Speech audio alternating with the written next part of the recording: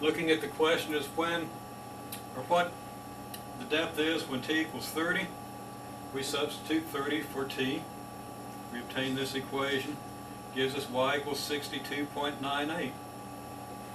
The model gave us, zoom in a little bit here. The model told us that when t was 22, the depth was 70. When t was 34, the depth was 60. Our calculation here, I'm sorry, this is not the model, this was our data, told us 22, 70, and 34, 60.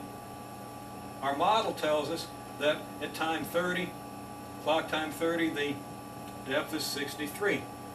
Does this make sense? Well, 63 lies between 60 and 70. 30 lies between 34 and 22. 63 is closer to 60 than it is to 70. 30 is closer to 34 than it is to 22. And the proportionalities involved here are pretty close. This would lead us to believe that this model has done a pretty good job of predicting the depth at the clock time 30. If we move back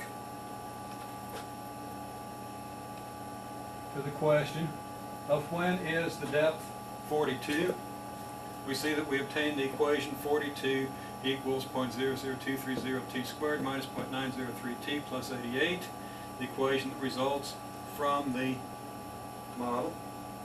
And we can solve this as a quadratic equation again. We don't want to mess around trying to get all the t's on one side and all the numbers on the other, because it just isn't going to work since we have a t squared and a t. We'd have to resort to black magic or something worse in order to solve it by those methods. We solve it as a quadratic equation, subtracting 42 from both sides and getting an at squared plus bt plus c equal to 0. And then we simply follow the procedures for solving a quadratic equation. We substitute into the quadratic formula and evaluate our numbers.